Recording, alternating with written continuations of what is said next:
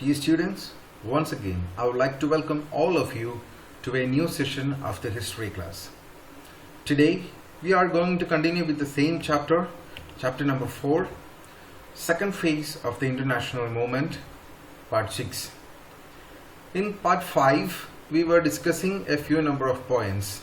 Let's remember those important points once again. First of all, we were discussing about achievements of the assertive nationalist, and we have seen almost 9 different points under these titles. And again, secondly, we were seeing leaders of the assertive nationalism. We haven't spoke about all the different leaders, but we have discussed only about Bal Gangadhar Tilak. And today we are going to discuss about the remaining 2 important leaders of assertive nationalism. First one, Bibin Chandra, and the second one, Lala Lajpat. These are the 2 important personalities of assertive nationalism about whom we are going to discuss today. And one more thing I would like to remind you, by today we are going to complete this 4th chapter. So before completing, I would like to remind you one thing. All of you go through the previous classes once again and learn the chapter very well. Okay, let's move to the topic in detail. First of all, we are going to see Bibin Chandra. Bibin Chandra's lifespan is from 1858 to 1932, approximately 2 years after the birth of Bal Gangadhar Tilak. That's why both these personalities had entered into the Indian politics almost during the same time. He is being known as the father of revolutionary thought in India. So a person who had started to implement revolutionary thought for the first time in India is by Bibin Chandra. And again, he began his career as a social reformer. So he was always thinking about uplifting the social condition of the people through social reformation. And we have already seen in the previous chapter a number of social reformers like Rajaram Mohan Roy, Jyotiba Phule, and so on. So here he also was fully interested in social reformation, because he was knowing very well, once if people started to make some changes in the society, it will reflect in the national level. So that's why he started his career as a social reformer. Then again, after visiting various European countries, he learned how people resisted the foreign domination. So already in the previous chapter we have discussed a particular point. You might be remembering that foreign war of independence, or in other words we can say that some international events for the freedom, got attracted by the different leaders from India. Same way, when he traveled in different parts of the country, especially in the European countries which were under some other powerful countries, they also were resisting and fighting for their freedom. So he learned a lot of ideas from those revolutions and fights. So that's why he is being known as the father of revolutionary thought in India. A person who had introduced the revolutionary thought for the first time in the history after visiting number of European countries, after witnessing number of resisting incidents or foreign people's resistance, which led him to form a different ideology or a different philosophy towards the activities of India. So that's why he's being known as the father of revolutionary thought in India. Again, in 1866 he joined in the International Congress. So finally he had taken his step to the International Congress, and there he started to give new ideologies of assertive nationalism. Now we are going to discuss about the contributions of Bibin Chandra. First one, role as a journalist. Second point, national education. And the third one, social and economic reform. So to this 3 different fields, he had contributed number of ideologies. Let's see these points in detail. First one, role as journalist. As a journalist, he had worked for number of newspapers, number of journals. Let's see, like Bengal Public Opinion, then the Tribune, then the New India. So for all these newspapers he has worked for all these journals he has worked for, and through his writings he spread the message of nationalism among the people. So that was one of his main work. Or to the field of journalism, this is what he has contributed through his number of works. All those works were so sensational, and the British people found it so sensational. So he had got arrested and sent to imprisonment. British people have found his writings were like rebellions, and that's why they have arrested him and sent to imprisonment. So that was his role as a journalist. Then now let's move to national education. He had given very importance to national education, and there were some reasons behind it, because he was knowing that national education can become the basis of freedom movement. If people are getting knowledge, if people are getting education, they will come to know about freedom. They will come to know about what is happening in the world. They will come to know about what is suppression from the British administration, and it will help to form a movement against the British. So that's why he had given much importance for national education, and to the national education he focused on.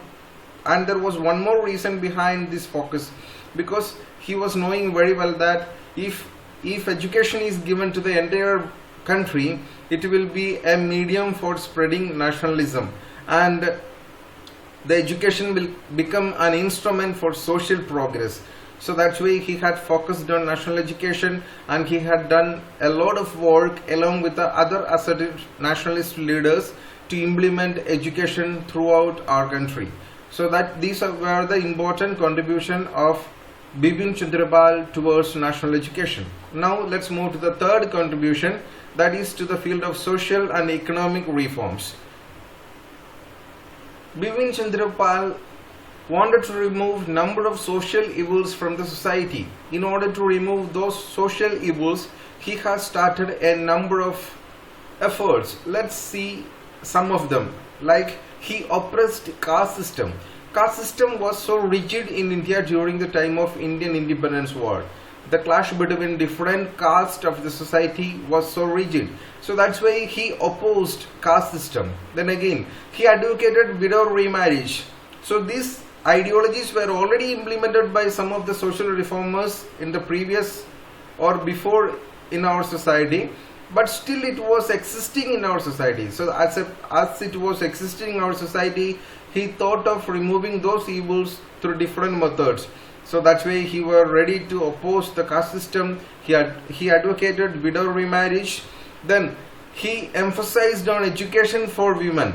He also focused on providing them with the better facilities. That's why educated women will be able to convince the family members as well as for the upcoming generation. So that's why he advocated that there should be education for women. Again, develop indigenous industries in India. Once when we demanded for Swaraj, we have implemented a few number of methods in order to attain Swaraj. And the methods were like Swadeshi and boycott. If we are opting Swadeshi, definitely we need to boycott the foreign products. If once we are boycotting the foreign products, definitely we need to focus on our indigenous industries or Swadeshi products. So that's why these leaders along with the other members, they have focused on different Swadeshi products, and it led to a self-sufficient society where all the products were available for the people of India. Then again, use of Swadeshi goods and boycott foreign goods. I have already told about this point. If we advocate for Swadeshi, then definitely we need to go for boycott, and if once we follow boycott, definitely we need to go for Swadeshi. It can be considered like the two sides of the same coin. So these were some of the important social and economic reforms ideologies which introduced by or which upholded or which strictly implemented by Bibin Chandrapal. And again he had told to establish equality in society, more tax to be kept on rich people. There were a number of rich people who were getting benefit from the British. So that's why he put forward the ideology to enforce more tax on rich people. That's why there will be equality in the society. And again he demanded for 48 hours of work and increase in wages. 48 hours not in a day, but in a week, maximum time for working should be 48 hours. He demanded for 40 hours of work in a week and increase in wages. So these were some of the ideologies, some of the efforts taken by Bibin Chandrapal towards social and economic reforms. Now let's move to the next legend of assertive nationalism, that is Lala Lajpat Rai. Let's have a small life sketch about Lala Lajpat Rai. He was born in Punjab, so by birth he is from Punjab, and again he influenced by Arya Samaj movement. Already we have studied in the previous class about Arya Samaj when we were dealing with Raja Ram Mohan Roy and Jyotiba Phule and so on, those people who had led number of social reform movements. So he was influenced by Arya Samaj movement and their ideologies. Again, he was being known as Punjab Kesari or Sher Punjab. So it was a title given to Lala Lajpat Rai because of his contribution to the field of nationalism. Punjab Kesari or Sher Punjab. Again, he was an eminent lawyer, prolific writer, good educator, social reformer and fighter against British rule. See, what were his different contributions or different role into the different field of life. So as a lawyer he made a numerous contribution, then as a writer, educator, reformer, fighter against the British rule. So all these were some of his contribution to the field of Indian independence or the second phase of the international movement. Again, in 1888 he joined in the Congress, exactly 2 years after the joining of Bibin Chandrapal. Bibin Chandrapal joined in the Congress in 1886 and Lala Lajpat Rai joined in the International Congress by 1888. Again, by 1907, you might be remembering the importance of this day. In 1907, it was for the first time in the history of Indian National Congress there was a split. Do you remember that important event in the history? It is being known as Surat split of 1907. So during 1907 he became an assertive nationalist by the influence of other important leaders of assertive nationalism. So again, by 1920 he became the first president of All India Trade Union Congress. So it was another branch of the movement, and he became the first president of All India Trade Union Congress. And there he realized the need of working class to join national movement. So once when he became the president of All India Trade Union Congress, he realized the power of the trade union. So he thought of utilizing the power of trade union to the national movement. That's why by his influence the working class was ready to join the national movement. So it was a big success from his side. Then again, by 1920 he became the president of Indian National Congress. So if we are taking the list of different sessions of Indian National Congress, in 1920, the session of 1920 of Kolkata was presided over by Lala Lajpat Rai. So it was another remarkable history while we consider with or while we speak about Lala Lajpat Rai. Then again, he became a member of Servants of India Society. Have you heard this title ever before? Servants of India Society? Yes, it was an association founded by Gopal Krishna Gokhale in 1905. When we were discussing about Gopal Krishna Gokhale, I have told you about it. You might be remembering. Then again, he was arrested and imprisoned many times due to his activities in the Indian national movement. Or as an assertive nationalist, he was very active. Due to that, the British government arrested him several times and sent him behind the bars. Now let's see what were his contribution to the field of Indian national movement. First of all, he was an educationalist and a forceful writer. Then again, a social reformer. And third one, political work outside India. Now let's see the first point in detail. An educationalist and a forceful writer. He was basically a productive writer. The best example of his writing skill can be seen when he was in USA. What happened when he was in USA? When he was in USA, he has started a magazine with the title Young India. and he has published this magazine with an intention. It was to spread the message of India's right to attain Swaraj. So that was the best example of his writing skill. You have to think that he has published the magazine from USA, not from India.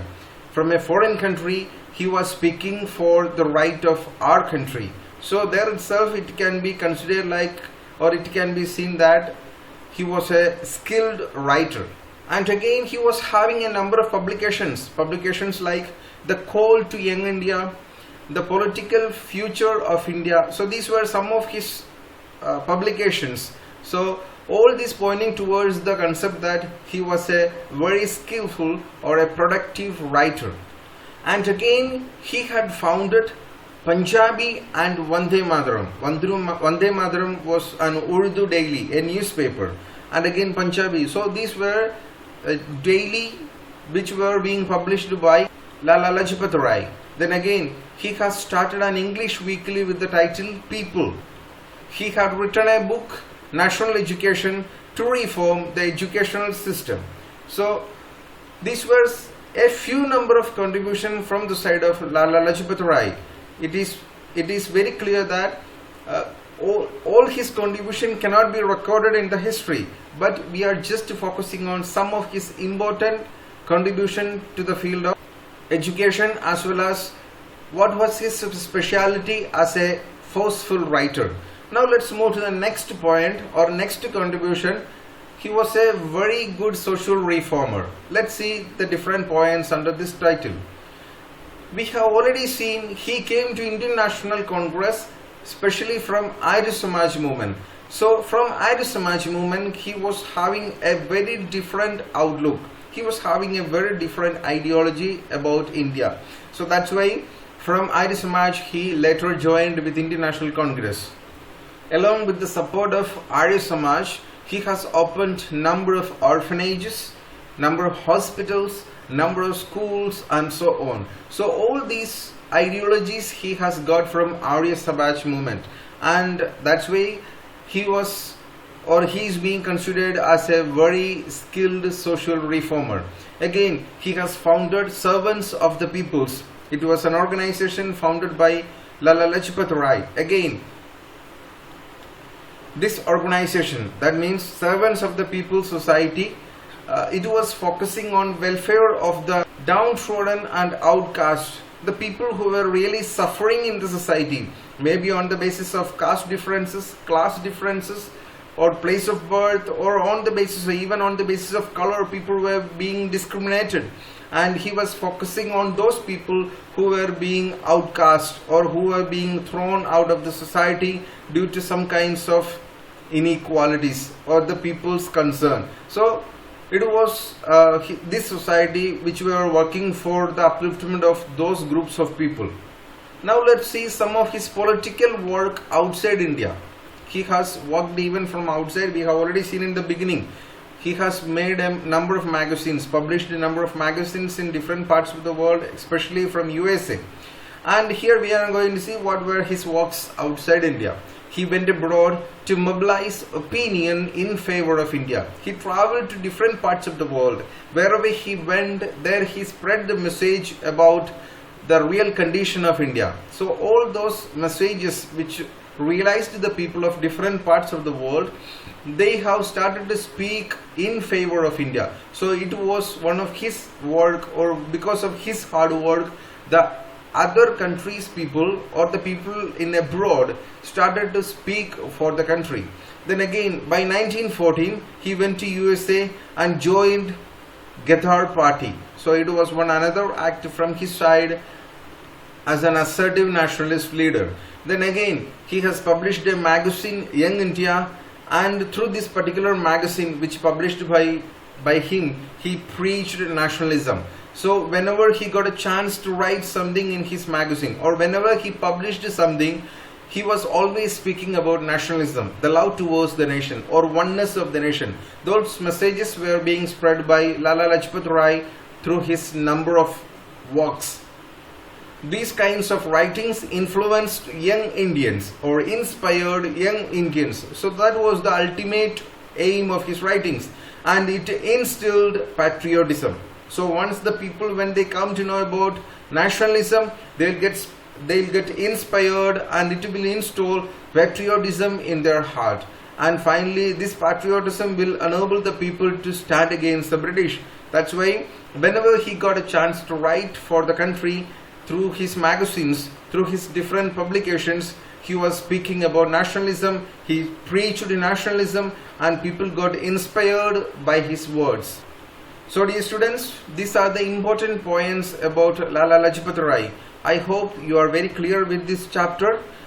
So here we are winding up this chapter, chapter number 4, second phase of the international movement. Already in 6 different videos, I have explained all the concepts of the chapter. So if you have any doubts, just please go through all the videos once again, and you will get clarify your doubts. Tomorrow we will have a short revision of this chapter. I will be giving a few number of points at a glance, the important points of this chapter. Still then, you just revise this chapter, complete your notes, update yourself, and it will help you to study the next chapter properly. All of you keep in mind, each chapter is the continuation of the previous one. So once you skip one chapter, you will be missing number of links between the chapters, or when I explain certain points, you may not be able to understand the chapter or the different incidents properly. In this video itself, you might have seen with the different points which I have connected with the previous chapters. So all of you just revise the chapter properly, learn it very well, complete your note, update yourself. It will help you to learn the next upcoming classes, or the better understanding of the upcoming classes. So let's wait for the next class. Till then, thank you.